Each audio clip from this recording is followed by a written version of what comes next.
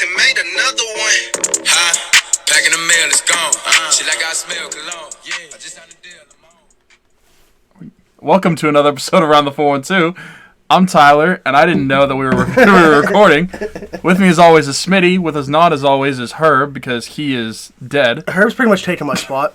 And the thing is, too, like, if we wanted to have a third person, our guy that we normally have on the bench, The one last week. The sixth man of the year, Sarge, is out as well. The fourth man of the year. The fourth man of the year. Fifth man. Donnie's kind of Oh, that's true. He's kind of here, but he's in Arizona. Yeah. He just does the fantasy show with me.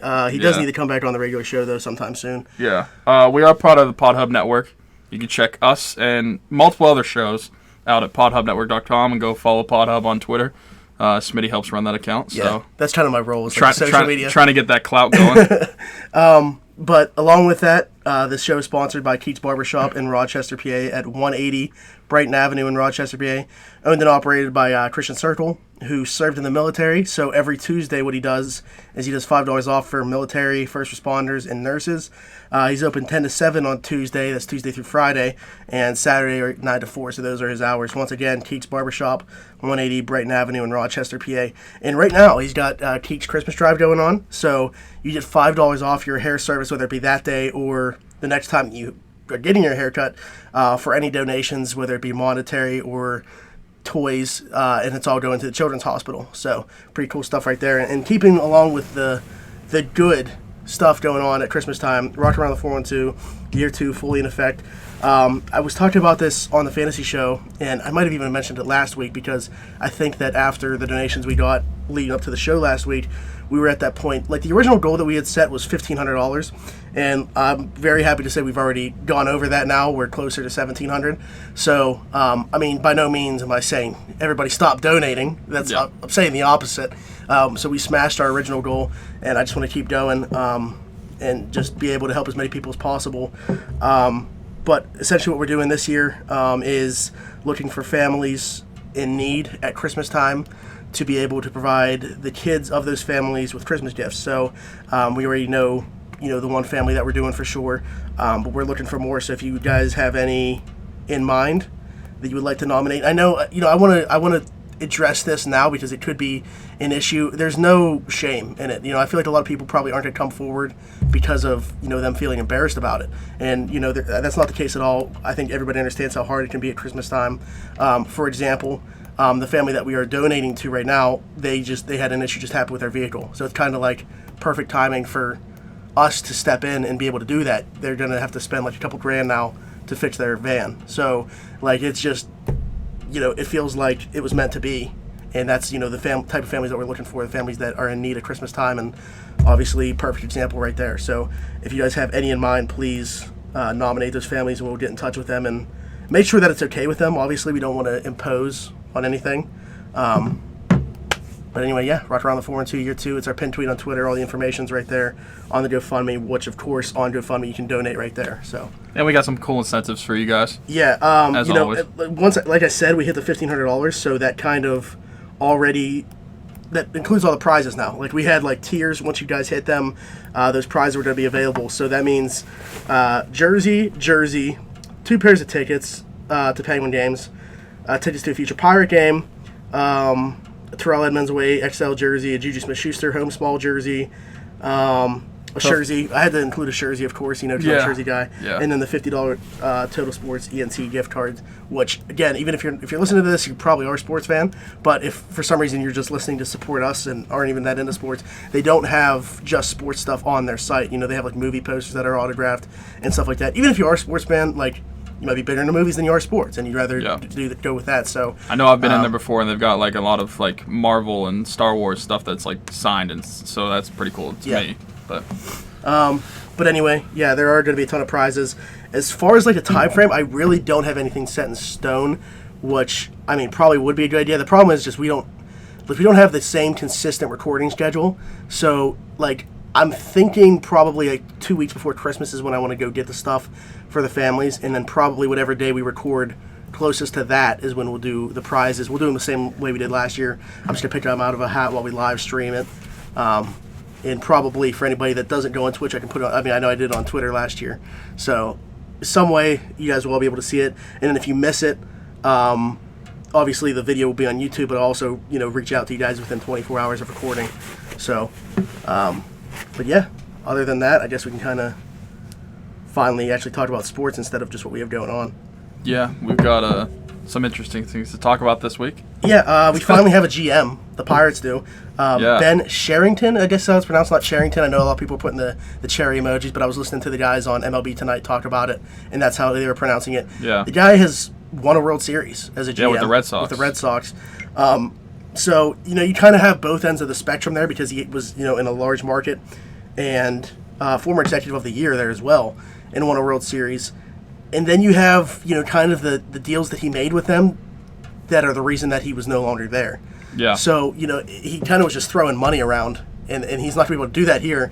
But I know that one thing that they were giving him a ton of credit for was the mid-level signings, and that's, pretty much like the big-level signings for the Pirates. So he seems to be able to draft well and develop well under him as well. I mean, the guys that the Red Sox brought up with that farm system, and then with the Blue Jays as well while he was there, look at what their farm system looked like, the guys that were coming into the majors within the last year or two for them. So, I mean, I'm pretty excited about the hire. I was definitely just looking for change. I wouldn't have minded Matt Arnold as the Brewers GM, assistant GM coming in here either. I don't know if I would have even minded the interim GM. The only problem with that is I know a lot of people are just looking for, outside voices and outside faces to come into the organization just for change. Like, whether it be a good or bad thing, people just want change sometimes. Is he an analytics guy? So, I don't know. Are you talking about the guy that we didn't, our interim GM or Cherington? I don't know. I heard the word old school thrown around a lot regarding him, so I'm not totally sure. To me, I mean, obviously I'm pro analytics. Like I think any information you can get, why not get the most out of it? Yeah. I just think it's additional information, but I don't get the people that reject it. Excuse me. But for me, I don't think it's necessarily going to be a bad thing that he is an old school guy. I mean, we'll see how it plays out. It's probably more important that your manager is more analytics. Yeah. Because he's the one making the lineups. Like, I know the GM gets the players, but the manager makes the lineups every day for you. That was I think that dude just punted 5 yards. We also have the Stowe Roch Clareton game on because where I graduated from, Central Valley, is going to be playing Aliquippo right after this game ends. Subtle flex. Yeah. But anyway, I have nothing against the hire. I mean, kind of a clean slate for me. Obviously, right now he hasn't done anything. Yeah. And I know that he likes a lot of the managerial candidates that the Pirates have already hired, so it could just be a matter of re-interviewing them now that he is the GM. One new face that they said to watch out for could be John Farrell, who was the manager for the Red Sox that won one of the World Series when he was there. Yeah. And he was also with the Blue Jays for a while as well, I want to say. So they have a connection. Yeah. So. But it'll be interesting to see if he's maybe part of the mix. I honestly, I don't know how I would feel about that. Getting back to your thing with the manager probably needing to be more analytical. Yeah. Or at least open to it. I've kind of been pretty vocal about wanting a younger guy that doesn't even have managerial experience. I don't think it's necessarily important. We've seen a lot of first-time managers. Rocco Baldelli just won AL Manager of the Year, his first year as manager. And Aaron Boone, who is a very young manager as well, was up there as well. I mean, Aaron Boone took the Yankees. He won 103 games. Yeah. And look at all the injuries they had this year. Yeah, so I mean, I don't think that being a first-time manager, I mean, guys got to experience somewhere. If on your criteria you don't want a first-year manager, that guy's never going to get the chance to be the manager. So, but I'm interested to see where this goes. They were the last team to hire their GM, right? So they were the last opening. Yeah. And it was down to, like I said, Cherington, Matt Arnold, and the interim guy that they had there. They actually also fired their assistant GM, Kyle Stark. Yeah, so they're pretty much like cleaning house. Dang it, what is the name of the guy there's one guy that's pretty much left from this like front office, and I was just texting Evil Neal about it. What position is he? Larry Broadway. I don't know exactly what his role is. But he's pretty much like the last one left in like that front office core that they had there for so long. Now, do you know why he was VP of baseball operations with the Blue Jays? Yeah. So isn't GM kind of a step down? I'm not sure that's a step down. I saw them talking about like not being sure exactly what his role was going to be, and then they gave him the title as GM. I know that like there's even ones that have like that Dole name, that Dole role as their name. Yeah, I'm not sure exactly. I honestly don't even know what all entails as far as him, because you look at, like, their president as well doesn't have a baseball background. So, like, they were talking about, would they hire a GM along with, like you said, like a director of operations or something like that. And, yeah, it's going to be interesting to see how they fill out the rest of the front office and, obviously, the managerial position, because they don't have one of those yet either. They're the only managerial opening. Yeah. Because Gabe Kapler's now with the Giants. Which wasn't a name linked to the Pirates anyway. I was just throwing out there since our last episode. They have filled their vacancy there. Mm-hmm. And not that I care if it takes too long, but I want them to take their time with the manager. Yeah, it's just... Don't rush into anyone. No. That'd be worse than, obviously, we're starting the process of free agency already, and they didn't have a GM or a manager, and you were conducting a managerial search without a GM. Like I mentioned, he's come in and pretty much said that, he likes the work that they've done, and it might just be a matter of re-interviewing some of the guys. But, yeah, like you said, I think it's more important to just get the right guy, not let's make sure we have one soon. Yeah. Just because, the season's not that far away, or the off-season's here now. So, yeah, it's more about just getting the right guy. As far as the candidates that I've seen left, I liked Mark Kotze, and he's still obviously out there. I don't know. I want somebody from the outside. I don't really want like a Bannister, who I saw as one of the names still. Well, that's what I feel like. If they were going to rush a hire, it would be someone like Bannister. Yeah. But with how many changes they've had in the front office, I just can't see how they're going to go internal. So I'm just curious as to if like Bannister even has a role. Yeah, I'll be perfectly okay if the entire team looks completely different, because there's no one they hired is from the Pirates. I'll be perfectly okay with that. Yeah, and we saw the assistant hitting coach from last year, Jacob Cruz, is now with the Brewers. Mm-hmm. So I honestly didn't even know that was like a thing. I kind of just thought he was going to be back so long as like everything else was in place and they wanted him back. But yeah, obviously he's not here now. What else do we have happening in baseball?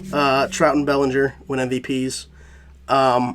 We were talking about on here. I think that I don't have a problem with Bellinger winning the MVP. He had the best numbers in the NL, pretty much across the board. I think it's just the ongoing debate of, is MVP the best player, or is it who you really feel is the most valuable to the team? Yeah, it's like this. Like I said last week, it's the same argument I had for Sid not winning it last year. Yeah, so I don't have a problem with Bellinger winning. If I had a vote, it would have been for Rendon. Mm-hmm. But I don't think that there's anything wrong with the fact that Bellinger won it. And as far as Trout goes, Trout's obviously he's Mike Trout. Open and close the best player in baseball. The only thing that, if it's an MVP award, most valuable player, do we really care how valuable he is to his team if you're not even in the playoffs? So, it's just, I think that the problem is in the wording of the award with how it's being given out, because they're really giving it to the best player, even though that's not what it says the award is. Mm-hmm.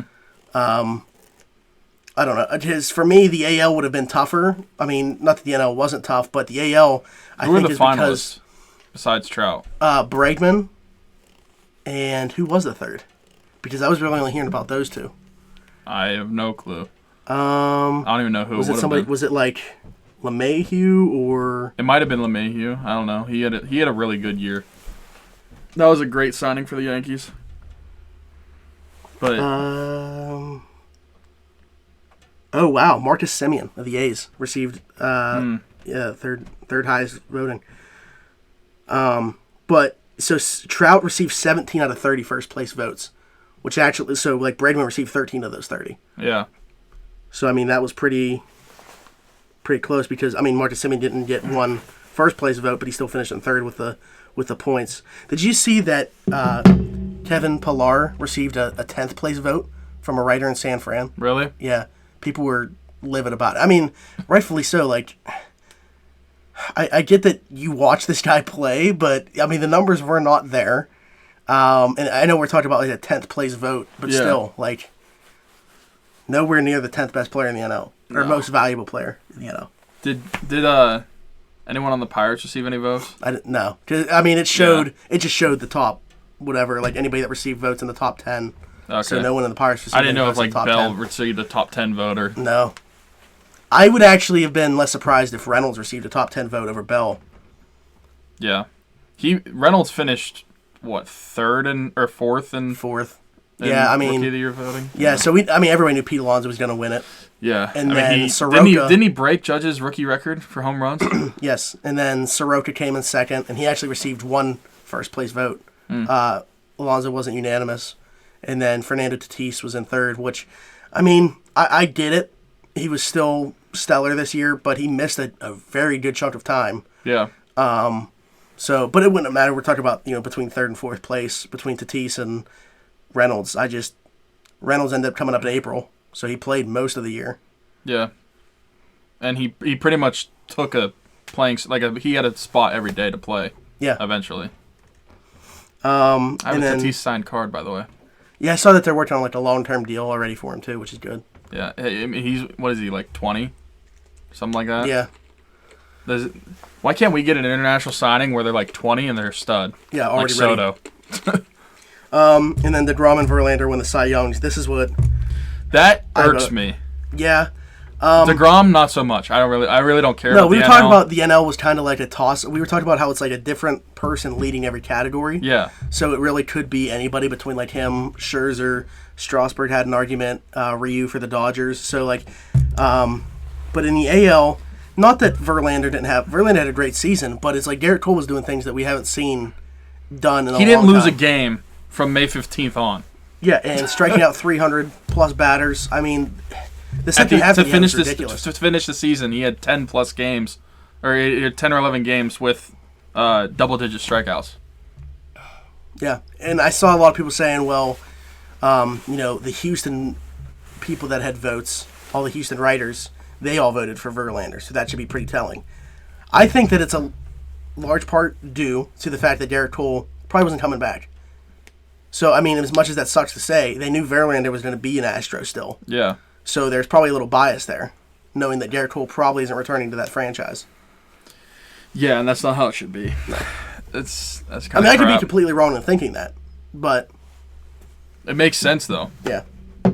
Oh, well. Win it next year with the Angels. I already mentioned Kapler going to the Giants. The Braves signed Will Smith to a 3-year deal for $39 million. $13 million a year is a lot to shell out for a relief pitcher. You better feel like that's pretty much your final piece for the bullpen. For as bad as the Pirates have been, they've always seemed to pretty consistently put together a decent bullpen. I know last year wasn't that stellar, but without spending big money, they've always seemed to put together a pretty decent bullpen. And that was one of Neil Huntington's actual strengths. So we'll see how Cherington comes in and plays into that. But I'm never really big on spending big money on relievers, just as they're so hit or miss. But Will Smith's been pretty consistent. Going back for a while now, we've seen him pitch for the Giants, the Brewers before that. Not that I don't like the signing. I'm sorry, I almost said the Astros for some reason. The Braves don't have a plan right now at third base, whether they're bringing back Josh Donaldson or what they're going to do, but I think that they could be outbid on him if the Dodgers actually want to bring in Josh Donaldson, which I've seen recently. And then I don't know what their plan becomes at third base. They're not shelling out the money for Rendon, I don't think. And now you've kind of left yourself a hole there, and you gave $13 million a year to a relief pitcher. Yeah. So I just think they have other areas of need. Is Atlanta considered like a mid-market team?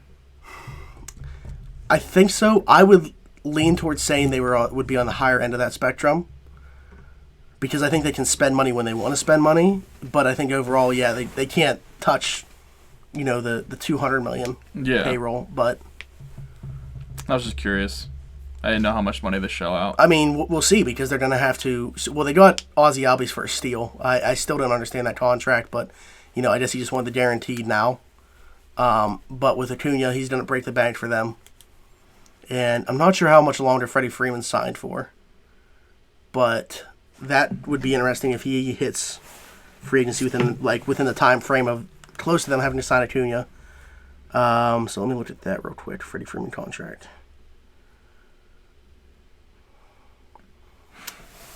And we How just old is mentioned Freddie Freeman? He signed an 8-year deal. 30. I'll be honest. I didn't think Freddie Freeman was 30 years old. Really? Yeah, I thought he was 28. Yeah, he's a free agent in 2 years. So you're going to have him, and then Acuna and Soroka are going to need deals at some point too.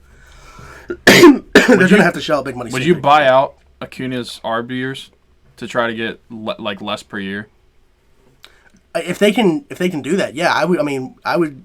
We saw a precedent with not saying that Ozzy Albies is close to the player that Ronald Acuna is, but we saw it work out from that standpoint of at least the idea of doing that. It's not going to be the same amount of money that you spend, but yeah, they got a discount on it because of when they gave him the contract, and maybe they can do the same thing with Acuna and even Soroka as well. Yeah, I mean, to me, that would be the way to go for teams. I mean, maybe we do see a trend with that now, but it really hasn't been. Teams are just, especially like being Pirate fans, we just see them pretty much hold on to a guy until they have to pay him, and then that's it. Yeah. So, like Josh Bell's a Pirate for probably like 2 years, then he's gone. Yeah, and it's. I mean, if they were a good team, they would probably let it play out, or they would, if they were good right now, they'd probably try to do a deal right now similar to Marte's and Polanco's and Kutch's, where they didn't let them get to free agency before giving them a deal, much like with the Ozzy Albies thing, paying them before you have to get them for less, because, I mean, at the time, I mean, Marte's contract is still a pretty good deal. Polanco's looked like a steal, and I mean, when he's been healthy, he's been a pretty good player. Kutch's was a steal. So, I feel like if the Pirates were in contention right now, we probably would have already seen a Josh Bell deal.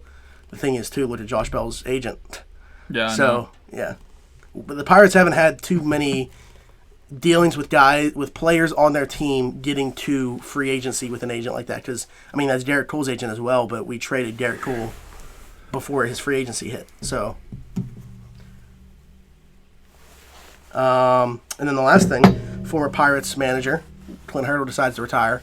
He had recently interviewed with the Padres for a hitting coach position, and a lot of people actually thought he was like a front runner there, and then he just decided to step away. He said the only way that he could see himself being involved in baseball from this point on would be like in a front office role. So, but for me, I really think that, I mean, a big part of him coming to Pittsburgh was, I mean, obviously it takes two to tango, so the Pirates had to be interested in him, but he was interested in Pittsburgh for our health care because his daughter has the Prader-Willi syndrome. Yeah. So, I mean, I could see him just hanging him up, but still sticking in the Pittsburgh area just to have, obviously, the best hospitals in the world surrounding him. Yeah. So I was surprised to even see that he was interested in front office positions. Huh. Well, good on him for retiring. Yeah. I mean, I honestly, like, I know the last couple years has kind of been, we've all wanted change, I feel like. He ran his course here, but while he was here, he had a winning record in Pittsburgh. Yeah, and I mean, I had never seen the playoffs before. Like, he built them up to, I mean, obviously not just him, but he was the manager for the teams that I finally got to see get to go to the playoffs. So, yeah, I don't have any. I'll have fond memories when I think there's no animosity. Yeah. All right, but yeah, I think that pretty much covers baseball. And this is what I wanted the Clint Hurdle thing to be the last thing, but I forgot about this. We saw two guys already accept qualifying offers, Jake Odorizzi and Jose Abreu. And I think, well, for Abreu, it makes sense. I don't know how much more he would have gotten on the open market, and he was always going to be back with the White Sox. In my opinion, they have a really young core there that they think is ready to compete sooner rather than later, and he's kind of like the mentor, the voice for a lot of those young guys.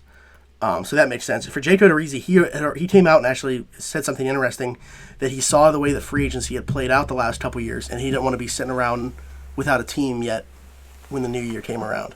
I mean, that makes sense. Past couple years has been one or two big fish that don't sign, and then nobody else is signing because those guys aren't signing. And I mean, that's going to be, look at you have the two pitchers this year with Cole and Strasburg, Anthony Rendon. Like, there's going to be a lot of teams waiting for those guys to sign to figure out what their free agency plans are. And with how many pitchers there are, the two that I just mentioned, Ryu, Madison, Bumgarner, where does that put Jake Odorizzi? So I think it's smart to just take the one-year deal for close to $18 million, and then, I don't know, we'll see where he's at next year. Yeah. $18 million is not a bad no. Not a bad incentive to stay for 1 year. He did have a really good year. I mean, if he were heading into free agency, I would say, and if it was even just like Madison, Bumgarner, Ryu, and him were like the top three, he would do very well for himself, and he still may have done well for himself in free agency. But when you have those two guys that you know you're going to be, like, Garrett Cole and Boris have already said they're not signing with a new team until the new year. So, yeah. I mean, you don't want to be stuck it's going like not, forget like when pitchers and catchers report. Like you don't want to be in spring training and you don't have a team yet. Yeah, I mean he could have been looking at a 1 year, $6 million deal with the Pirates. Should have waited. All right, but that's pretty much it for baseball. So moving along to hockey. The big news in hockey, at least for us Penguin fans, but really the NHL in general, Sidney Crosby out for at least 6 weeks with core surgery. We saw earlier in the week he wasn't going to play. Was it Tuesday? He wasn't going to play Tuesday. Yeah. But we knew that he wasn't traveling with the team, so it kind of rolled him out for Friday as well because they were still on the same road trip. And then Thursday it came out that, Tuesday it came out that he was visiting in Philly with a core Wednesday specialist. he had the surgery. And then Wednesday he had the surgery, but that didn't come out until Thursday where it was just put out that he had successful surgery. So, but I'm glad, honestly, that he's getting done right now. You just got to hope that they can stay afloat. You watch them, they're playing hard right now. It's just literally the one thing that they can't do is score right now. Nothing's going in. Yeah. And did you see the stat? They've given up the second fewest goals in the entire league. But they're not winning as many games just because they can't score. Yesterday's game, a perfect example against the Devils where a rookie goaltender just looks like lights out. And is it more about the goalie or is it more about the Penguins? And it's just, a lot of it's luck too. I mean, they hit a couple posts last night. Yeah. It's just ridiculous. But I don't want to, obviously you can't do it over the course of an entire season, but you hear a lot about Sullivan saying they're playing the right way. And, I mean, they are. They're playing pretty good hockey right now. It's just... Minus the power play. The end result, yeah. I mean, the power play, we were talking about it. That's abysmal.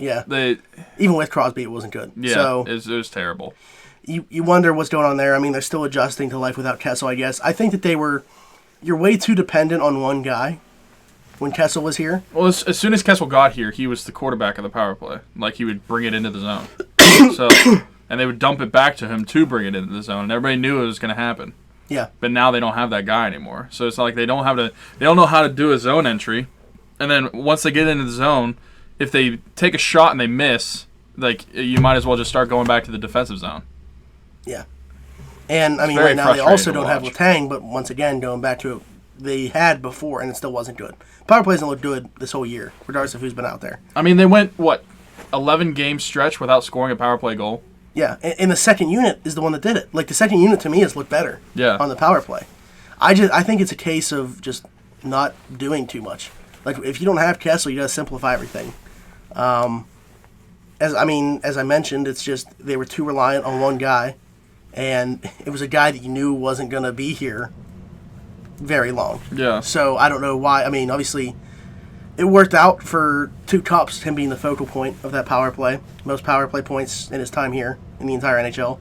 So, but... I mean, the 1 year power play was, 26% league high? Mm-hmm. That's nuts. But, yeah, it sucks. It sucks right now. Yeah, you gotta find some other way to... Literally, I would rather it be 4-on-4 than we get a power play. I would rather take the open ice that way than us getting a power play because they at least play more competitively when it's 4-on-4. When they just look lackadaisical when it's at least the first unit does whenever it's a power play, and it's so frustrating. Yeah, and I mean it's even when there's guys out, but when they are fully healthy, you almost just wonder, is it like too much talent relying on it, just too much passing. One too many passes every single time. I just feel like they're relying on talent as opposed to the process when on the power play. Like they just feel like, we just get the puck to Gino or Sid and they're going to score. Yeah. And it just doesn't work. No. It's they took away the process and it's been very frustrating. As you mentioned with the zone entries, I feel like if they lose the face-off to start the power play, that the power play's over. For sure. But anyway, Crosby's going to miss at least 6 weeks with the core surgery that he had. I hate seeing that at least 6 weeks. Like, I wish it was just like a timetable. Yeah. Because then I would say, is he going to, being that he's Sidney Crosby, be able to come back in like a month? But we're probably looking at around Christmas. Mm-hmm. And he was injured before.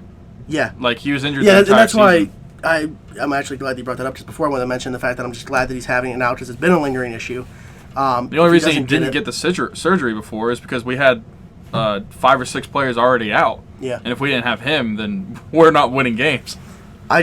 Yeah, I mean, I'm glad that he's getting it now, though, because he's been dealing with it. It's been a lingering issue. If he waited any longer, we could talk about, it being him being affected, not being out there with the guys as part of the playoff run. So, and it's a sports hernia, so it's not going to get any better. Yeah, like it would just get worse over time. And I mean, not that every game isn't important, but the Penguins typically get their hottest in like February, March, and he should be fully healthy for those, barring obviously, knock on wood, anything else happening. He'll be back before then. So this is the time to do it, I think. For sure. I was looking at the NHL leaders in points, and I noticed that the top 4 spots are only occupied by 2 teams. Draisaitl, McDavid. Yeah. Those are the. I knew Draisaitl was leading the league. Yeah. I knew McDavid was probably in the top 2 or 3. Yeah, those are 1 and 2. Oh, those are 1 and 2. Yeah. So then 3 and 4 are also from the same team. Are they in the East or West? East. East. And we played them recently. We did. Shoot, who's been scoring? I have no idea. Brad Marchand and David Pastrnak. Oh, okay. But Draisaitl has 41, McDavid 37, and then Marchand and Pastrnak have 32 and 31. Wait, did you see the other night that Draisaitl had 5 points and McDavid had 6? Yeah, I mean, they're ridiculous. It's like, right now, at least, this is a better run for those 2 guys than, like, the Avalanche line that everyone talked about last year. Mm-hmm. Well, yeah, Draisaitl's the fastest player to 40 points since Lemieux in 02-03. 41 points in 21 games. Yeah. Almost 2 points a game. Fastest player to 40 in almost a decade. Or 2 decades. Honestly, I'm just happy to see scoring up. Oh, yeah. Like the years of, like, 2010 or 11 to 2016, the hockey in between that was so boring because no one scored. Like, your leading scorer for the league for the year would be in the 80s, and that sucks. Mm-hmm. Shout out to the Penguins. Like, I remember who won it. Jamie Benn might have won it, and Crosby got second, but Jamie Benn only had like 86 points or 84 points or something like that. Yeah. Now that would be like maybe in the top 10. Maybe. Yeah. I mean, I don't know about last year they had 5 players get 100 points or 6 players get 100 points. Because you had Kucherov, McDavid, Kane, Crosby, Draisaitl, and Marchand got 99, or maybe he got 100. I think Marchand got 100. So you had 6 players get 100 points. Meanwhile, 3 years ago, the leading scorer got like 88 or 86. That's crazy. I mean, even the year that Kane won the Art Ross, he scored 100 exactly, and that seemed high at the time, because like Crosby got second, and he was like 80 something. But Crosby also missed some games as well. Well, he's gonna miss more. Like you say, he's out 6 weeks. Yeah, that sucks. I don't want to keep harping on it, but it just. Well, like I said on Twitter, it's like it's time for the Penguins to do for Sid what he's been doing for years. Like, he put them on their back for years. Yeah, and I mean, it sucks that obviously Malkin's the first guy you're going to look to. But they were talking about it yesterday, like who's the one guy that you think needs to step up. And one of the guys I was thinking about actually got hurt in last night's game, Bukestad. Because he's been a decent player, but I think you need to see more from him offensively. Yeah. He's been a pretty solid shutdown center. Yeah. Third line center, which you want, but I'm assuming he's out tonight. Yeah. Because they called up Joseph Landisi. Yeah. So. And I would like to see Alex Galchenyuk start scoring. Yeah. Which yeah, overall I think hasn't been playing that bad. He just can't put the puck in the net. He's been too passive, in my opinion. It just looks like he's like afraid to shoot. When he does shoot, he's shooting it right into the logo. Mm-hmm. But yeah, I just feel like he needs to get one. And then once he sees the puck go in the net, we could see a little run. Kind of reminds me of Rust last year. So Yeah. once he put it in the net against Chicago, I mean, he scored a hat trick that game. Yeah, I mean, I don't think he's looked bad, but that's another guy that could really help kickstart the power play as well. So Yeah, because with Sid and Letang out, Who is our power play? Malkin, Gensel. Well, you don't have Hornquist either. So Malkin, Gensel, Schultz, Galchenyuk, and who's the Bukestad was out there. fifth? Bukestad was out there until he got hurt. So Oh, well. yeah, McCann maybe tonight. Yeah. I mean, He's gonna be on the second unit. I mean, Dom Simone could possibly, but he's been on the second unit as well. Regardless, yeah, you're gonna see Sam Lafferty. some shifting. I mean, he would be the net front presence guy, I guess. Yeah. I don't know. I mean, because you don't want to put, like, I get, like, it's your top unit, but you don't want to put, like, literally all your players on the top unit. Cause, yeah, I mean, if Lafferty would be on there, that's kind of, I guess, like the Hornquist role. Mm-hmm. Zach Aston Reese. That's true, maybe, yeah. Yeah. But anyway, the Islanders waived Andrew Ladd, who still has 4 years on his contract. Mm-hmm. That was a terrible deal. I mean, I liked Andrew Ladd when he signed there, but I didn't like that long term of a contract. Obviously, the money either. Yeah, and it just has not played out well for the Islanders, who have played well regardless of what he's done. They kind of thought he was going to be like the face there, I guess. I mean, you saw the years and the money they did to him, but he's been pretty much anything besides that. And now I don't even know what's going to end up happening with him. Obviously, no one's going to claim him with those 4 years remaining. Yeah. So, Whenever he got waived, Dmitry Filipovich, I don't know if you know who that is. Yeah. Okay. So he tweeted July 1st, 2016, and then he tweeted the free agent signings on that day. Oh, yeah, I saw it. Yep. Milan Lucic, 7 years, $42 million. Kyle Okposo, 7 years, $42 million. Andrew Ladd, 7 years, $38.5 million. Louis Eriksson, 6 years, $36 million. Franz Nielsen, 6 years, $31.5 million. David Backus, 5 years, $30 million. Darren Helm, 5 years, $19.25 million. Troy Bauer, 4 years, $18 million. Or Brower, not Bauer. Yeah. And then James Reimer, 5 years, $17 million. I mean, James Reimer isn't. I mean, it's a goalie, but $17 million over 5 years. That was 2016? That was 2016, yeah. Yeah, it's funny because Herb sent me that list because he heard us bring it up, so he said, look at this, and then he just said, damn it, Beefy. Yeah, it's nuts. That has to be Who's terrible. the best one on there? The best one? James Reimer. Yeah. Probably. I mean, At the time, I probably would have said David Backus for me. It would be my personal favorite. Yeah. But people knew that was going to age pretty poorly, too, because he was getting up there in age. Yeah. I mean, good on the Blues for not... Giving Milan Lucic 7 years, $42 million. Are you kidding me? That deal's still terrible. And then, yeah, the worst one, is it that one? Or, I mean, Okposo, because he's been pretty much out of the lineup so many times. Is he even in the league anymore? I don't know. He was in the hospital. He was in the hospital for a while. I think he still is. Because I just don't remember. He's so irrelevant now that I don't even remember him. Yeah, Kyle Henry. Buffalo Sabres. Yeah, he's still with the Sabres, apparently. Hold on. Let me look at the Sabres cap friendly. Because where's Herb at? Herbie wasn't that the same year as the Hall for Larson trade and the Subban for Weber trade? Wasn't that the same? Yeah. 2016? Yeah, I think. Yeah. Was that the same day? July 1st? Or was it June 29th? I think it might have been June 29th, actually. But what a freaking weird offseason. You have all those terrible signings. The Hall for Larson trade. You have the worst trade of like all time in the NHL. What a terrible year. Okay, yeah, he's played 18 games this year. Okposo. Well, He got 5 points. That's how irrelevant he is because I didn't even think he was in the league anymore. Yeah, his stats aren't even shown like on like his Wikipedia page for this year or anything. So, well, that's what I went to Cap Friendly to see if he was on like long-term IR. But did he play opening night against us? 1 sec. I don't remember him playing.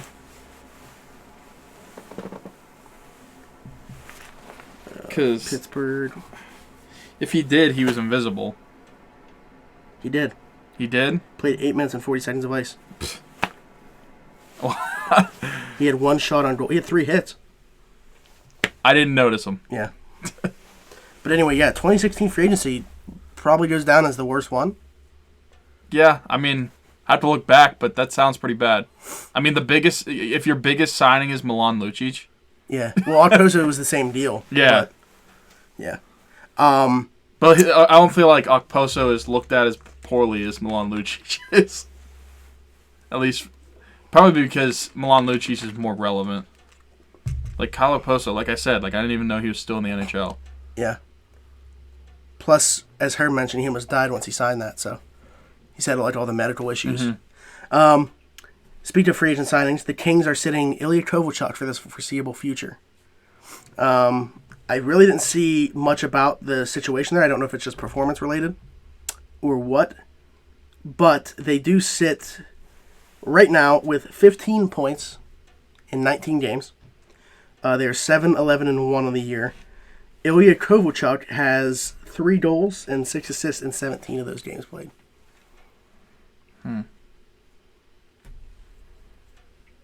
So sounds like Kessel's numbers.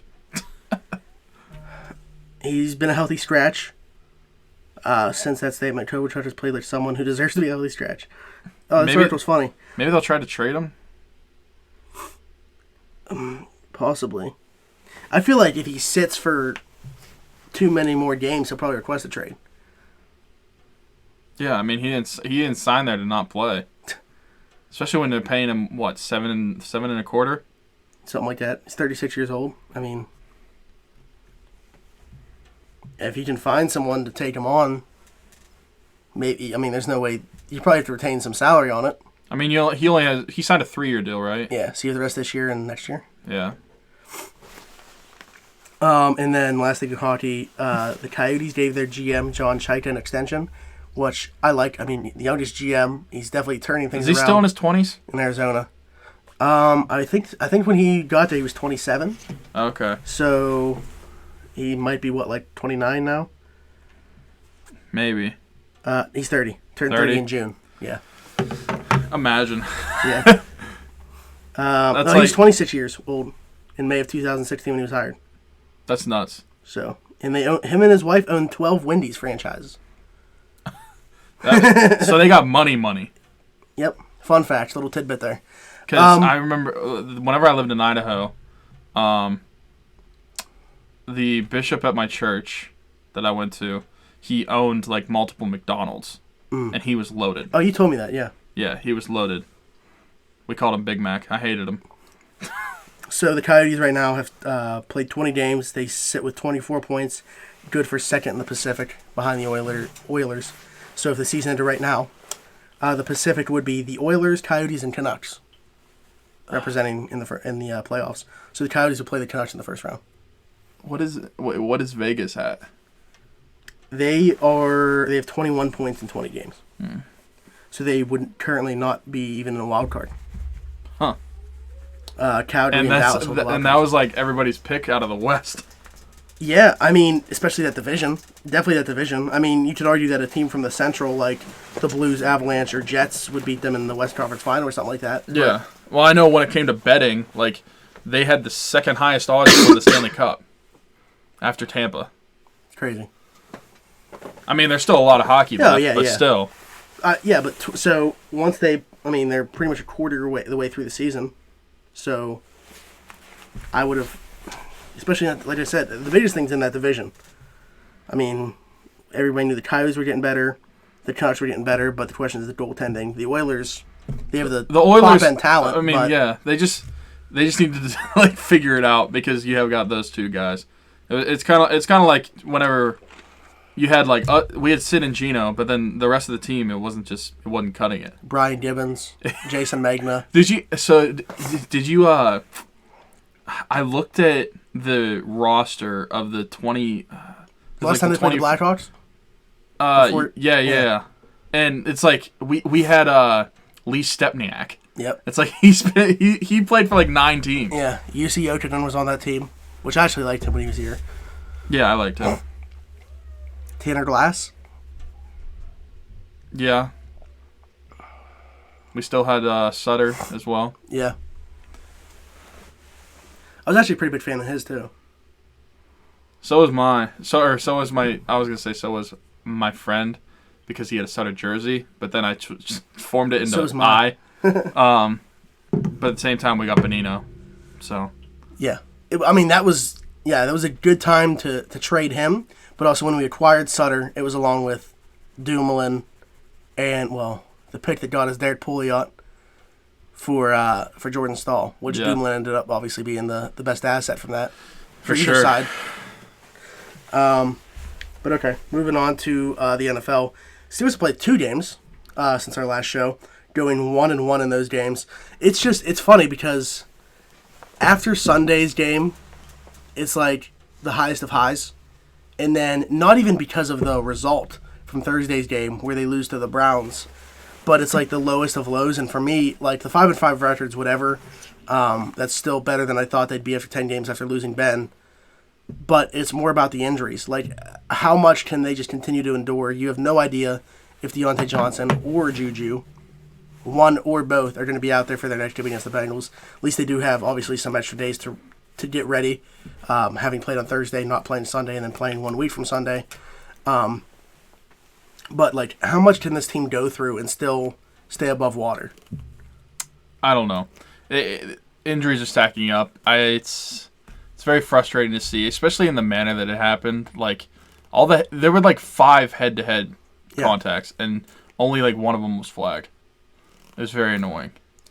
The only one that got flagged was Deontay Johnson. Like, his ear was bleeding. Yeah. And it really doesn't matter if it was on a Thursday or Sunday or what, but I hate Thursday Night Football, and of course these things, they seem to happen more often on Thursday Night Football. Yeah. Like, head-to-head, you can't, I don't know. It's not the same. It's not like a fatigue type injury or anything like that. Not like guys cramping up or whatever. But it's just, of course, it happens on a short week like that. Yeah. And they rushed Connor back, and he re-injured his injury. Yep. Which Ola went down. I love James Conner. He is not your number one back. Like, if just because he can't stay healthy. Yeah, people have kind of already floated this conversation out there, but I think it's time for everybody, including the Steelers brass, to have a conversation about, is he the guy? Because I don't think as it stands right now that you can pay him when he hits free agency. No, like I'm of the opinion that I think the Steelers should seriously look at drafting a running back in the second with that second round pick. It's tough because obviously you have Ben coming back, but I would argue they need to add another weapon in the receiving core. Or a tight end, because you could cut Vance and save that money and maybe re-sign Vanette for minimal, but he's not going to be your number one receiving tight end. Yeah. You would need to draft one. The offensive line has had their issues, and when's the last time that they spent a high pick on one of those guys? Was the Castro. So I really don't know where I'm comfortable now, though, with what we have on defense, saying that they don't need to use that first pick on defense for the first time in however. They don't have the first round pick, obviously. Yeah. But their first pick in the second round doesn't need to be used on defense. And we'll see what happens with Bud. I really am at this point thinking that they're going to find a way to bring him back. I don't see how you can break up him and Watt. You got to do whatever you can to make it work. There's ways to manipulate the cap, obviously. Guys will restructure, whatever it might be. I think that they'll find a way to bring him back, but you're going to lose Hargrave. You could very well lose Hilton. I think that the emergence of Cam Sutton lightens that loss a little bit. And, with Hargrave, you're really not using him the right way anyway. He's pretty underutilized here. He's pretty much a 2-down defensive tackle. Now with Tuitt being out, they've expanded his role a little bit. But he's going to get paid more than what he's worth to the Steelers when Tuitt's back next year. So I think that Bud Dupree's easily the top priority, and he'll be back, and the defense will pretty much be set with what they have, and those picks have to be used on offense. Like you mentioned with running back, people are talking about the running back class this year, mainly due to what we've seen recently from James Conner. Not necessarily the on-field production, because it's bad across the board with the offense. And I don't think too many people are James Conner isn't the number one because of the numbers he's putting up. I think it's just a question about the durability. Yeah, and if you're gonna sign Bud for a long-term deal, when you eventually have to pay players, that leaves Connor out. Yeah. Like, because you're gonna pay Minka and Juju before you pay Connor. Yeah, and then you have Watt, obviously. And you have Watt the, as well. The fifth-year option with him, but like you said, like last week, running back is the most expendable position. If you were a GM, the running backs would hate you because you wouldn't give them money. yeah, I would just draft another one. They're here for 4 years. Yeah, I mean, I see that with James Conner, which sucks because I love him as a person and like watching him at Pitt and everything. But I mean, and when he's out there, he's good. Yeah, he's a good running back. But I mean, he made the Pro Bowl last year. But if you can't count on him to play every week, if you can't count on him to play even every other week, what's the most games he's played? How many games did he play last year? 12, 13? I think 13. Okay. I think he only missed 3 games. Yeah. And I mean, for the position he plays, he's obviously getting banged up, but across the league, you don't see running backs miss time like that. And I mean, I hate to bring up the fact of obviously what he went through with radiation and stuff, but that breaks down your body. Yeah. Like, he just naturally doesn't have the same immune system and body to be able to go through a lot of this stuff, I guess. I mean, so I didn't see him necessarily having like an extended career anyways. I was just hopeful that it would pretty much take place in Pittsburgh. But if he can't stay on the field, like you mentioned, at some point they're going to have to look for a running back soon. Do they believe in going into next year just with Benny Snell, not next year, because you'll still have Connor next year. Yeah. But the following year with just Benny Snell, Samuels, I don't know, Trey Edmonds. I mean, because what we've seen with Pittsburgh running backs is in year 2, they cut weight. So, I mean, Jalen Samuels lost like 15 pounds going into this year. Benny Snell will probably do the same thing going into next year. Mm-hmm. So, I don't think that this is a good year to use for Benny Snell as far as like getting a good look at if he can be a number 1 back. He looked very good, though, in the absence of James Conner. Mm-hmm. What game was that he ran a lot? Was it the Chargers game? Yeah. So, I mean, he looked pretty good, but I think like next year is really when we'll get a good idea of if Benny Snell can be like a lead back, complemented by Jalen Samuels. Because Jalen Samuels to me isn't going to be your number 1. If he's your number 1, you're pretty much passing the ball. He's more of just like a plug and play guy. Put him wherever, like put him out in the slot or put him in the running back. He caught 13 passes against the Colts. Yeah, which set a record for the Steelers from the running back position. But like that's where his value is catching the ball. Like he's not a between the tackles runner. The vision isn't great. I mean, evidenced by the fact that he's second worst in the NFL in guys that qualify for yards per carry. Really? So behind only Kalen Ballage of the Dolphins. So he's not between the tackles runner. I don't think that he's a true number 1 running back. I think that he's a decent enough pass catcher where he can be valuable to an offense. And even like we saw against Cincinnati, when and if they decide to use the Wildcat at times, it was effective against Cincinnati. I mean, they might use it in 10 days or 9 days or whatever it is. 8 days now, I guess. But yeah, I think it's time for people to start having a serious conversation about if James Conner is the back of the future for the Steelers. And also, it just sucks that it's like now that we're realizing this because of the limited draft capital in their next draft. So you don't have the first round pick. You don't have a 5th round pick. Well, if you're not doing it now, like this upcoming draft, I think you have to take one. Not necessarily like 1 or 2 round, but you have to take a running back in the 2021 draft. Yeah, I saw Nick Farabaugh, who's I tweet at all the time. He puts up a lot of draft film and stuff like that. Say that this would probably be the draft to take a running back, not early because it's so deep that they could get a very good one with like their 4th round pick or even their 6th round pick.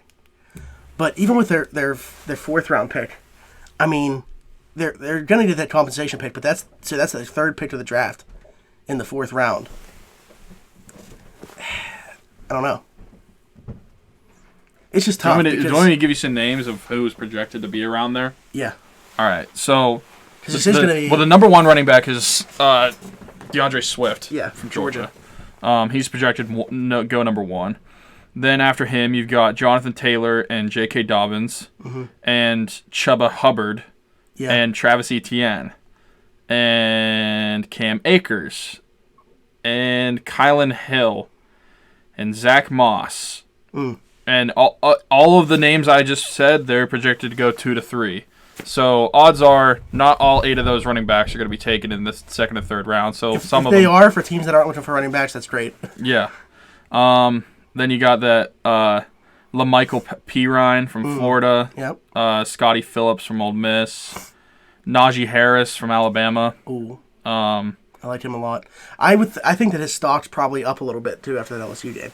Probably. So he's part of the offense, but I mean, even a guy like, I mean, I've seen him play multiple times. So like Zach Moss from Utah, like I'd be okay if the Steelers took him in like the 4th, maybe in the 5th round if he was still there. Like, I wonder if he's to play at the Senior Bowl. I don't know. We'll see. Maybe I could talk to him, tell him to suck it. But yeah, as we mentioned, the injuries continue to mount. So on Thursday night against the Browns, we lose Juju, lose Deontay, lose Connor again after just like 5 carries. Artie Burns pulled something like on special teams play. What we lost a yeah. Got a concussion. They had 3 guys get concussions in that game. And surprisingly, one of them was not Mason. Yeah. So that was the next thing is the Mason Rudolph, Myles Garrett, Marquise Pouncey incident, which, I mean, you probably include most guys on that team. Like, pretty much everybody's going to be fine. Because they said they're going to go back and watch who all left the sidelines and find everybody.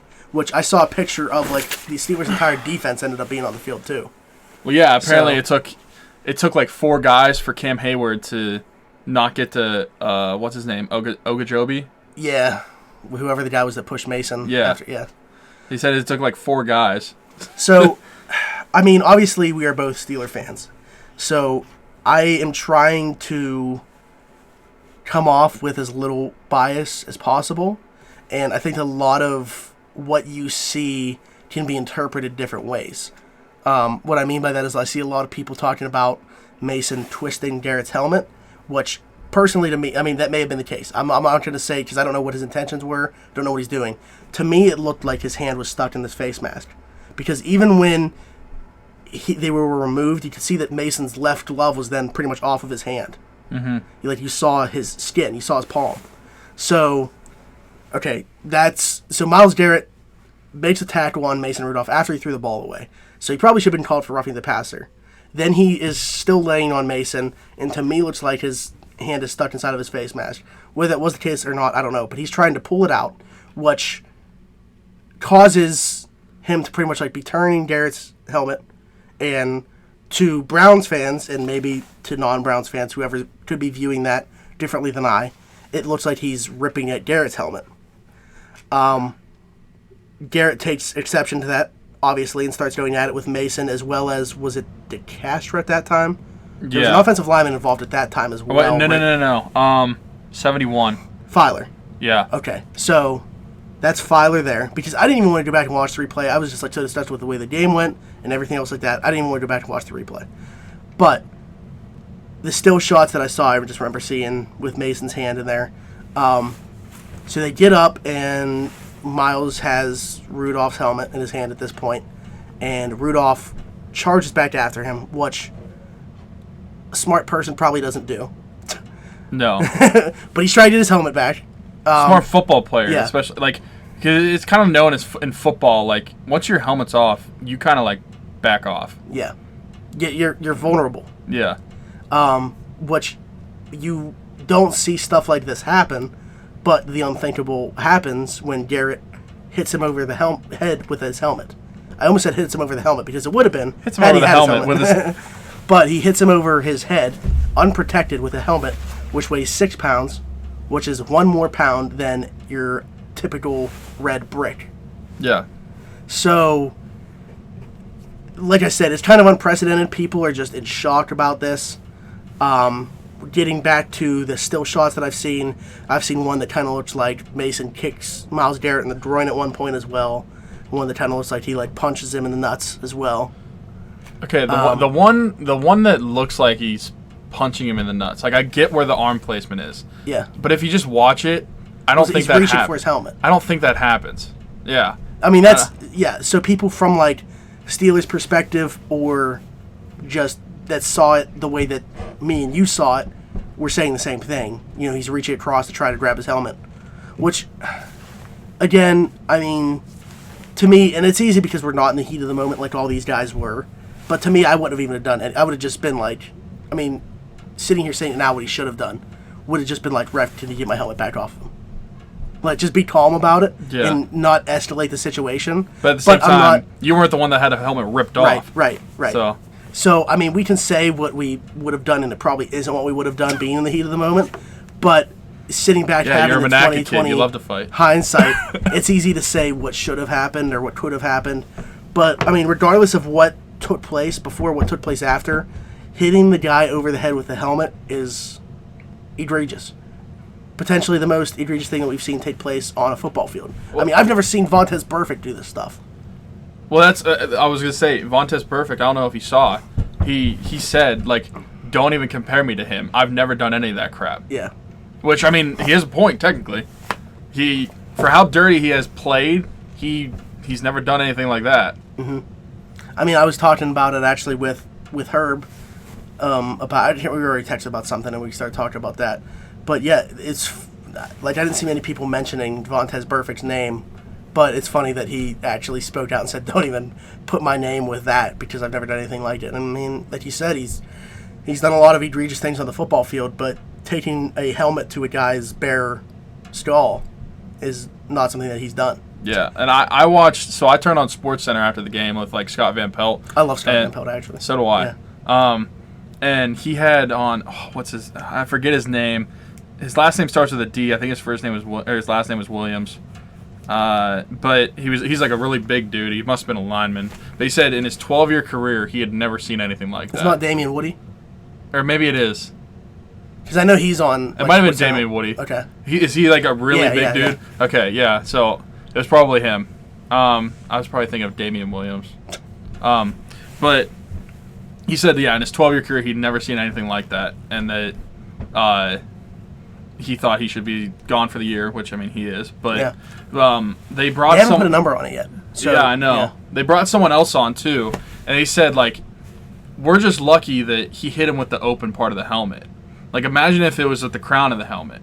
Like we could be having a different conversation right now because his head could have been split open and he could have been bleeding out. Yeah. It's scary to know that was his instinct in that time, Myles Garrett's. Yeah. Because obviously, like when Mason charges at him, I mean, if Myles Garrett punches him, even obviously he's going to face consequences for that. But we're not talking about it being like the most egregious thing we've seen on a football field, and like you could come back from that. But like this is something now that Myles Garrett is going to be like. This is what people are going to remember him for. I mean, he's an incredible football player. I mean, he could come back. He could have a Hall of Fame career, but he's still going to have that. Yeah. And from Mason Rudolph's part, like obviously he's not innocent, I don't think, in the whole thing. But you never expect that to be the guy's reaction.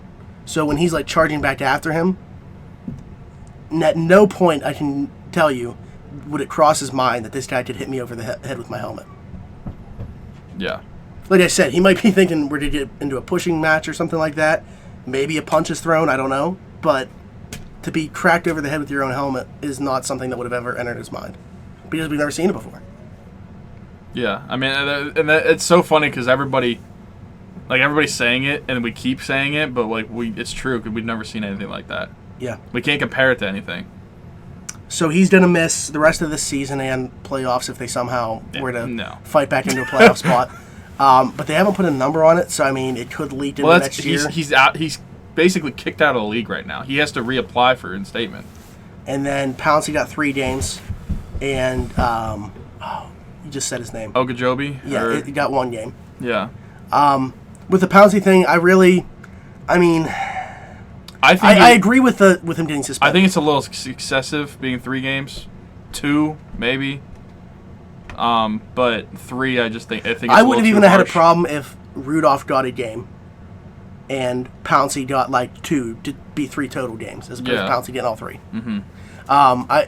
Pouncey kicked at Myles Garrett. I saw his foot actually got blocked, so he didn't actually make contact. Did you watch the John Boy video? Yeah. he was like 1 punch missed, 2 punch missed, 3 punch missed. Oh, here's a kick. Oh, I got blocked. Yeah. It's like he didn't really connect with anything, but at the same time, it's like intent. And then you have David DeCastro handling that situation like you would hope that your guys would, where they are like protective, but at the same time deflective of what's going on. Just kind of like holding Myles Garrett back, and then eventually when Pouncey's going after him, holding him down. But yeah, for Pouncey at 3 games, that means he's missing Cincinnati game, the next Cleveland game, and then when they travel to Arizona, so he'll be back the 15th against Buffalo, which is like their biggest game besides Baltimore remaining on the schedule, which could be their biggest game because the Baltimore game could end up meaning nothing. Yeah. It's the last game of the season. But Buffalo is right there. They hold the top wild card right now, so at least they'll be back for that game. But I think that if you're asking my opinion on it, I would have said 2 games. Yeah, I think 3 is just a little harsh. But, going back to the fact that what not necessarily led to all this, but the big moment in this whole scuffle was something that we've never seen before. I'm not surprised that it is, in our opinions, a little excessive. Mm-hmm. We'll see what $250,000 both teams are fined. We'll see what the individual fines could be. Mason's going to get fined at the very least. So, another big thing that's actually going on today, not involving either of those teams, but Colin Kaepernick working out for now 20 plus teams apparently are going to have a representative there. So Adam Schefter yesterday said he was on ESPN and he said 24 teams are confirmed, but it could get up to like 26 or 27. Steelers watched that Thursday night game. They're like, F it. We're sending somebody. Okay, so and then his former teammate Eric Reed said it's just a PR stunt, a publicity stunt, which to a degree I can understand that the fact that it's on a Saturday where a lot of the teams are sending their top scouts to college games. Yeah. And everything like that. It definitely makes sense. I don't think Kaepernick cares at this point. Like, anything that he can do to try to get back in the league, I guess he's willing to do. I mean, he's bringing his own receivers, I guess, deciding who's going to be the receivers. It's taking place in Atlanta. They moved the location. Oh, really? Yeah, I got an update earlier saying that. I wonder, the day of. Let me find out real quick. Kaepernick's workout location changed after NFL won't allow media. Oh. Yeah. Interesting. Let me see if it's take. And they're also sending the tape of the workouts and everything like that to the teams that aren't in attendance. So, I mean, this to me is more about, from a future standpoint, like, I don't think he's going to go into whatever team signs him and play this year. I mean, he hasn't played in quite some time now.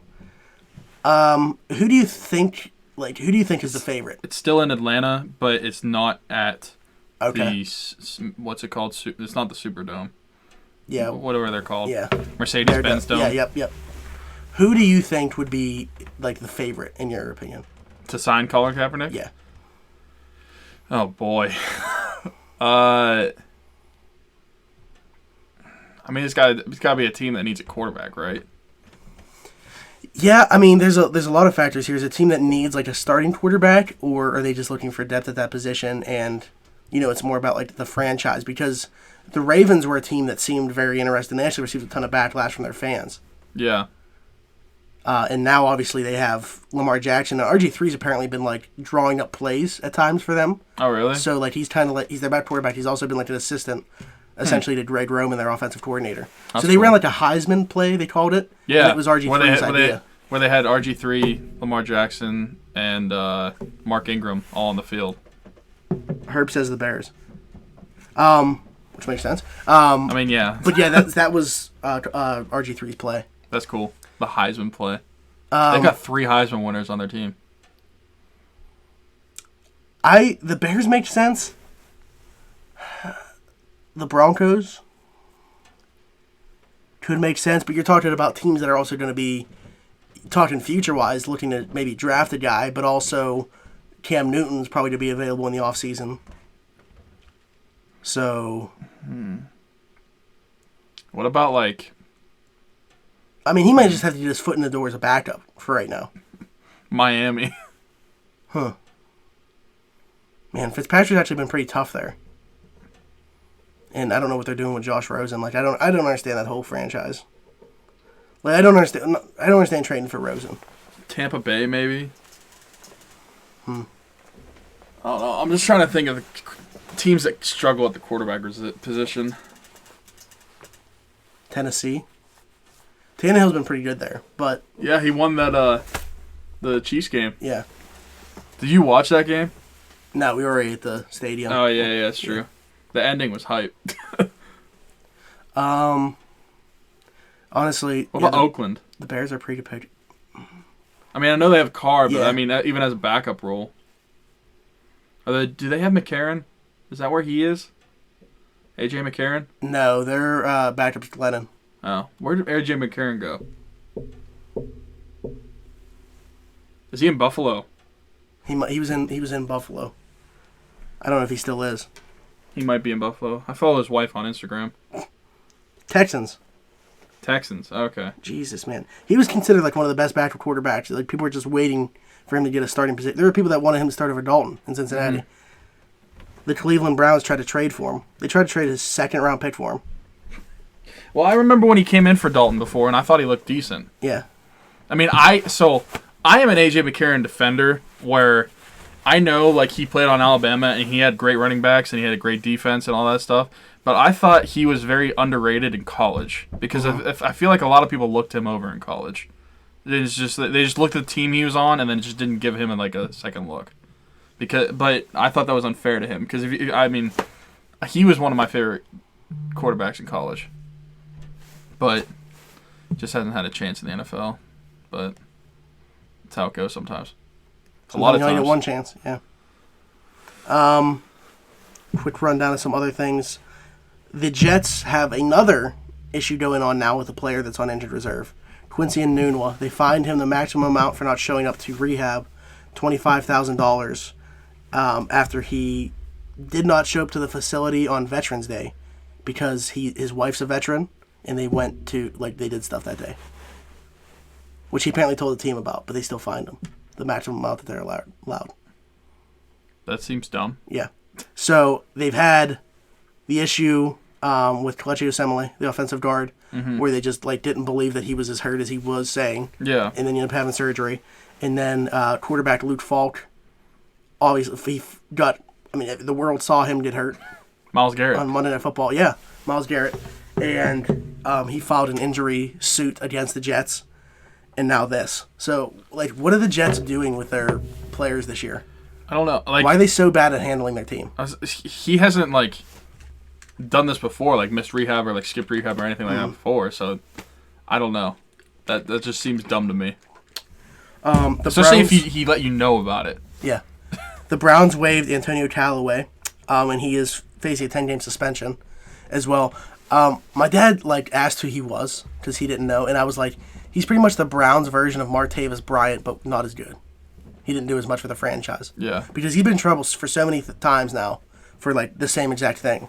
Uh-huh. And the Browns finally just got sick of it. We were able to trade Martavis for a third-round pick, but they just waived Callaway, and now he's facing a 10-game suspension.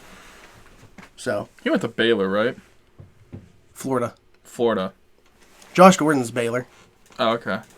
And then the Texans Brown claimed receiver. Vernon Hargreaves, the first-round corner that was let go by the Buccaneers, who they had multiple issues with. It seemed like a work ethic thing, and then finally it was the final straw. In their last game, he just was pretty much jogging after a guy that ran past him.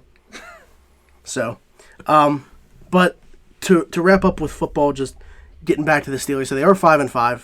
They've had a ton of injuries. We really, at this point, with them not playing for a week and a half, have no idea what the injury report is going to look like by the time they play the Bengals. So, we'll see about Deontay. We'll see about Juju. Me personally, I don't think that James comes back. The fact that he was rushed back for Thursday Night Football, which if he wouldn't have played in that game, you would have thought, look how much time he has before their next game now. And it would have probably looked good for him to return in that game against Cincinnati. But looking back, hindsight's 2020. He shouldn't have played in that game because we lost anyway. And you would have had Cincinnati, which is the perfect get-right matchup.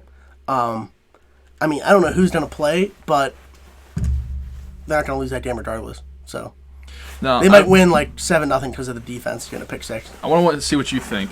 So obviously, like, you're pro Mason. I like Mason Rudolph as the quarterback option right now. But do you think that they should have a quarterback competition just to see if they could, like, light fire under his ass or something like that? Because he needs to be better. Yeah. And not that he was playing good before he lost his weapons, but I don't think that game against Cleveland's like a good measuring stick for that. I don't either. Yeah. But, like, he had no time for the most of the night. I mean, he lost, like you said, he lost all of his weapons and stuff. But at the same time, I feel like he needs to, like, get, like, a push. Yeah, I mean, he needs to play better. I mean, you need better play from your quarterback position. What sucks is they're in the worst possible spot for a quarterback that you're trying to figure out what he can do if he is the guy. Because if you were worse, even if they had lost one of those two games to the Colts or Rams, and we're sitting at 4-6, I think he'd sell to everybody. We're just gonna let him play the rest of the season, see where he's at. But because you're still like right in the thick of a playoff race, you need better play from the most important position. Like, people are going to demand better play from that position. If it's not Mason Rudolph, they're going to be calling for Hodges to see what he can do. And if we're 4-6 or something like that and don't have a shot at turning around, I don't think people would be calling for a quarterback change, because you could just accept the fact that they're seeing where their quarterback is, their hopeful future quarterback. Yeah. And, like, my friend was texting me, and he said, like, and this might have to do with play calling as well, but he said Mason does not look like he has an ounce of confidence in his body every time he plays. I think that we have the worst offensive coordinator in football. Yeah. I mean, obviously, I watch the Steelers more than anybody. Mm-hmm. I think that the Browns' play calling is also atrocious. But Randy Fichtner would not be hired anywhere else. He is the Steelers' offensive coordinator because he was Ben's quarterback coach. And we had an opening at the position when we fired Todd Haley. That's the only reason he's the offensive coordinator for us. It's the only reason he's an offensive coordinator in the NFL. I don't think that he could, if he got fired tomorrow, he would not have an offensive coordinator position again. Well, that's why I was telling someone at work that the only reason he was the offensive coordinator was because of Ben. And when Ben's not in, like, there's really no reason for him to be there, because he was his offensive coordinator. And then it's like he has to figure out how to do this with Mason because he's so used to Ben. Yeah, I mean, Ben covers up a lot of deficiencies. The problem is you don't have that now. Yeah.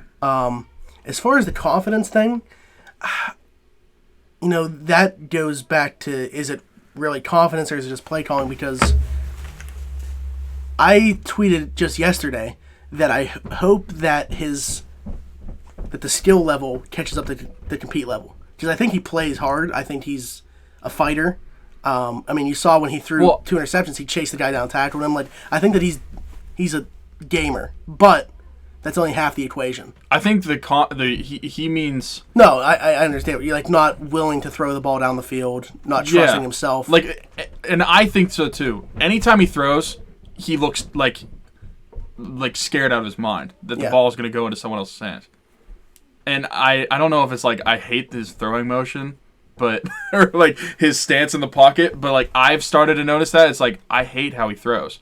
And I think part of it is he doesn't trust himself throwing the ball. That could be, or does he not trust the guys that are going to be catching the ball because they haven't caught the ball, or they fumbled once they catch the ball. That's I mean, true, it's just in general the offense has just been atrocious. I don't think that you can just pin it on one guy, but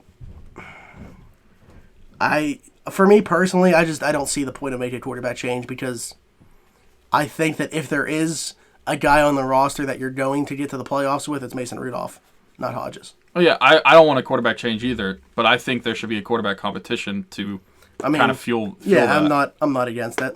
It would have been interesting though if, like I said, Mason Rudolph would have gotten suspended for a game, and then people would have gotten their wish with Hodges against Cincinnati. So he probably would have had a pretty decent game, and people would have been saying you can't go back to Rudolph after that. Yeah. Because people were saying you can't go back to Rudolph after we beat the Chargers. Even though he completed 15 passes, 7 of them were to the running back. So, I don't know. I'm not opposed to to I guess having an open competition or wording it that way. I mean, it's worked wonders for Boswell and Jordan Berry both this season. The fact that we had an open competition prior to the season, so during the season is a little different. But I mean, how many teams have had an open competition at quarterback, like going into a game week? Because teams did it obviously in the before NFL? the season. Yeah. Because like Rosen and Fitzpatrick technically were preseason. I'm just trying to think how many times it happened. I wonder if Tannehill and Mariota were before Tannehill took over. Maybe like an unspoken one, yeah. Yeah. I don't know. But, I mean, that pretty much wraps it up. So, once again, we are part of the Pod Hub Network. You can head on over to podhubnetwork.com and check out all the shows along with us. You can head on over to their Twitter page, give them a follow. They'd really be following me. So, and then... reminder that this show is sponsored by Keats Barbershop, located at 180 Brighton Avenue in Rochester, PA. They're open from 10 to 7 Tuesday through Friday and Saturday 9 to 4. It's owned and operated by former Army member Christian Circle. So every Tuesday he does $5 off for military personnel, first responders, and nurses. Reminder, that's Keats Barbershop, 180 Brighton Avenue in Rochester, PA. He's also got Keats Christmas Drive going on right now. You take over a toy, monetary donation, whatever it might be, to the Children's Hospital. It goes to that, and you get $5 off your next hair service, whether that be that same day or in the future.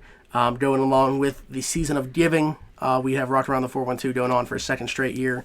The pin tweet on our Twitter will take you to all that information, let you know what's going on, what our mission is, so give that a read. Share it, donate if you can. All the money that you guys donate is going straight to the families. We don't know the number of families yet. We have one for sure set in stone. And then for donating, for anybody that does, there's going to be great prizes available: jerseys, tickets, a jersey, of course, Total Sports Enterprise gift card. So, yeah, once again, Rock Around the 412, go to our pin tweet on Twitter, read all that information. If you're watching this on Twitch and you're not following, hit that follow, hit the notification so you know next time we go live. Hopefully Herb will be back with us next time. Well, if he's going on your rate, then probably not. Yeah. If you're watching this on YouTube, head on over to Twitch. If you're listening to this on Spotify, iTunes, iHeartRadio, right on Spreaker, wherever you might be listening to, Google Podcasts, head on over to twitch.tv/around412 and come hang out with us live when we do this next time. And until then, we'll see you next week. Bye-bye.